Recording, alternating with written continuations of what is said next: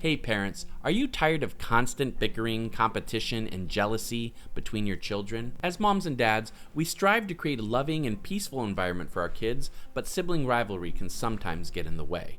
And what can be really confusing is sometimes our kids seem to be getting along just great, but then all of a sudden, they're going at it. In this video, I'm going to explain the two main reasons why sibling rivalry happens and why this behavior is usually instinctual and linked to two very important needs of our children. And I'll also show you how you can proactively meet these needs so you can significantly lessen or even eliminate this behavior most of the time.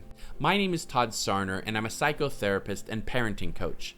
My mission is to provide parents like you with the education and resources you need to have the family life you've always wanted and to raise children that thrive. Let's start with a story that illustrates the way that sibling rivalry shows up sometimes as a way to understand it better. As always, this story is based on an actual client experience. Imagine this scene. Sarah, the mother, is sitting in her cozy living room with toys scattered all around the floor. Her two kids, Emma, who's 8 years old, and Liam, who's 6, are happily playing together in Emma's room close by. Sarah's enjoying some rare quiet time to herself in her busy life. She smiles as she hears the children laughing and getting along. It's a heartwarming and peaceful moment. Until that peace is replaced by a loud crash and escalating voices. Confusion grips Sarah as she rushes to the scene, her mind racing to comprehend the abrupt change. As she enters the room, Emma yells, "He did it on purpose, Mom! Liam knocked over my tower!" Liam replies defensively, "She started it. She always breaks my things." Their explanations clash, leaving Sarah feeling helpless and questioning her parenting skills. How did this turn so quickly, she thinks, as she struggles to make sense of their conflicting stories. All Sarah can think to say at this point is, "What is going on, you two?" Emma is crying now and says, "Liam destroyed my tower for no reason," followed by a very frustrated Liam saying, "She's lying, Mom. She always ruins everything." Her attempts to untangle the truth are met with jumbled explanations that make less and less sense. Doubt lingers within Sarah, and she finds herself blaming her own shortcomings as a parent. The thing is, this is not about Sarah being a bad parent, and the stories and explanations by her kids about what happened are probably never going to make sense because her kids were acting mostly on instinct. This wasn't about objective truth. Understanding what's really going on in that kind of situation and what the instincts are behind sibling rivalry behavior is the key to transforming it. So, let's talk about these two reasons why this behavior occurs and what we can do about each. The first reason for sibling rivalry behavior is the parent not strongly enough being in the alpha position, or the kids simply aren't perceiving them to be in the alpha position. As I explain in other videos, because it's so core to so many different child behavior issues, parents are supposed to be in the alpha position. This means you are a strong but loving leader who's in charge, and the kids can feel that. It's like that classic book and movie Lord of the Flies, where the children were out there on an island all by themselves without the hierarchical adult relationships like parents and teachers. One of the kids just moved to be an alpha leader out of insecurity, and other kids out of insecurity rallied around them. This would happen with most children. You could have a class of wonderful, well-behaved kids in a kindergarten class and conduct a little experiment. If the teacher left the room for a little while and we could be watching from like a hidden camera, what you'd probably see after a bit is a little girl over here would start acting like the teacher and start telling some of the other children what to do. And then over here, a little boy would be rallying some of the other children to probably do some mischief. And that's usually part of what's happening a lot of the times in situations like what was happening with Sarah and her kids. The chances are that after playing on their own for a little bit, one of the kids started moving to be in the alpha position with the other one, and the other one didn't like it or agree to it, so it became a conflict. But it's important to understand that this wasn't a conscious process to the children. It's instinct on both sides. So the explanations they had of what happened are not going to make a lot of sense. How to be in the alpha position. Being in the alpha position is a big topic because there are so many different ways that you can be alpha with your children. The good news is that almost every video we put out is in some way related to how to be more alpha with your kids. We're being alpha when we understand and meet their emotional needs proactively. We're being alpha when we see how we can use structure and ritual and routine and consequences to avoid a lot of the most common day-to-day problems. And we're being alpha when we understand what's really happening with them so we don't just react to them. But in this situation, what you could do specifically is to understand that children sometimes have a sort of time limit for how long they can be by themselves without an alpha figure or alpha presence. It's like we don't want them to be out on that island by themselves for too long.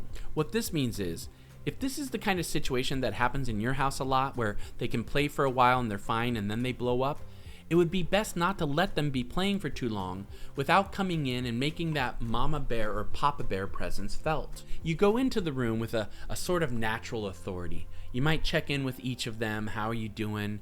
You might mention to one of them that, hey, I need your help with something in a little bit. The main thing is that they feel your alpha presence.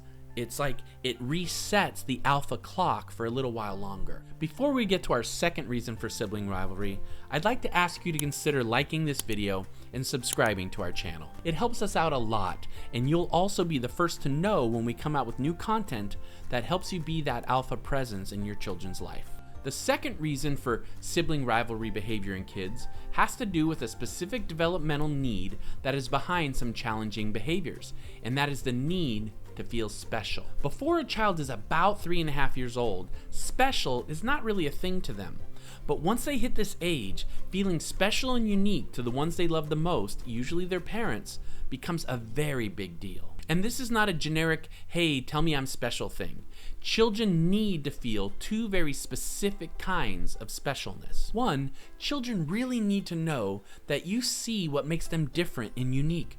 This doesn't mean that they draw a perfect drawing and you tell them they're special for doing that. That's too much about outcome. It's more like you reflect back to them how much effort they put into their drawing, how much concentration they were showing, how they use colors, or how much they love drawing. When you reflect or mirror these things back to your children, they recognize that what you're saying is true and that it is something special about them that's really uniquely them, and it just lights them up because it feels really good.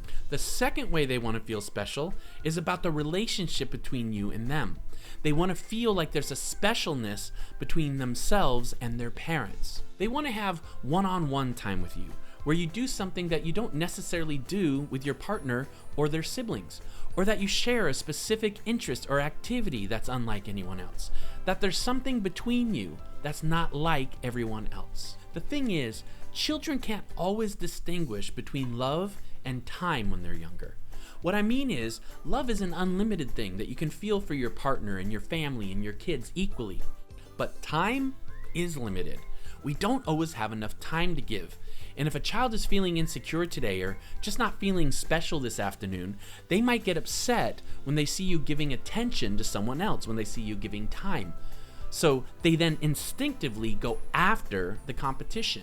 My son didn't have siblings, but when he was around 4 years old, he wouldn't let his mother and I speak sometimes because he wanted to be the one who got all the attention. So that's why a child's need to feel special is the other reason that sibling rivalry occurs. When they are not getting enough feeling of specialness in their lives, they will go after whoever else they think might be getting the specialness meant for them.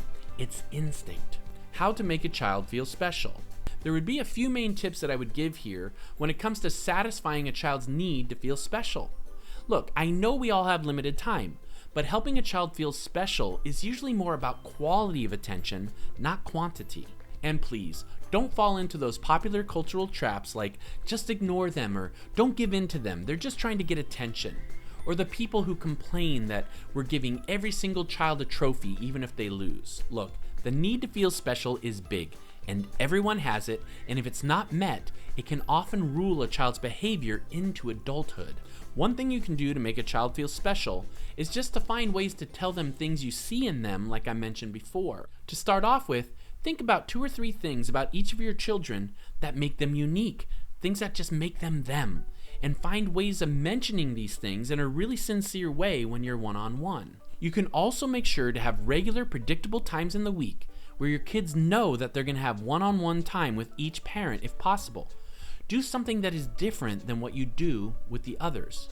And one of my favorite ways to make a child feel special is by telling stories.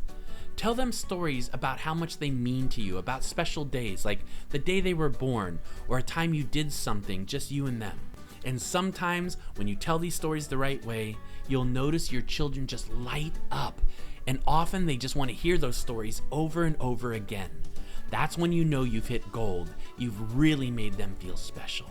When my son was about 2 and specialness wasn't a thing yet, he liked hearing stories about the day he was born. But when he became 3.5 or 4, it became the best story of all time. It was because he felt how special that day was to me, and he saw the tears well up in my eyes as I told him the story. You don't have to do these things and tell these stories 24 hours a day. Like I said, it's about quality, not quantity. You just have to find the right balance of filling that cup of specialness enough so it doesn't get that low. Over time, what happens is that they just internalize these feelings of specialness, and it doesn't need to be something that drives their behavior now or into adulthood. Now let's get back to the story about Sarah and her kids that I described at the beginning of the video. Sarah and her husband John were just at the beginning of our transformative parenting coaching process when this incident happened. I shared with them most of these tips, and they really took them to heart. John got into the habit of telling stories to each of their children at night.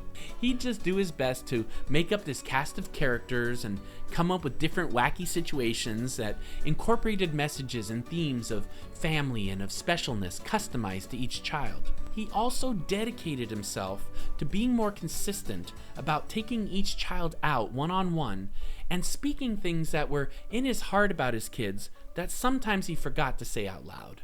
Sarah did these things in her own way too, but she also made a habit of not letting the kids be on their own for too long without checking in on them and making her presence felt as that mama bear. She knew it wouldn't have to be this way forever, but that her kids needed this right now, and it was just part of their healthy development. By the end of our time together, there was almost no trace of sibling rivalry behavior in their home. And when there was, it was usually pretty minor and it passed quickly. That is our video on sibling rivalry. I hope it was helpful to you. Please remember, the strategies we share with you here on the channel are developmentally based and time tested. They just sometimes require a little bit of time and a little bit of practice. In the meantime, as always, please leave your comments and questions below. I read them all. And also let us know what topics you'd like us to cover in the future. As you know, I always like to end the videos with a parenting quote I love, usually related to today's topic.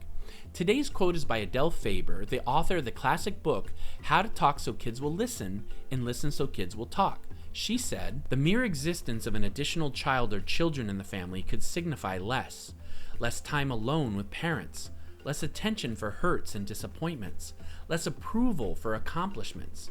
No wonder children struggle so fiercely to be first or best. No wonder they mobilize all their energy to have more or most, or better still, all." Thank you for being here. Please check out some of the other videos on our channel while you're here. We've linked some in the description. I'll see you in the next one.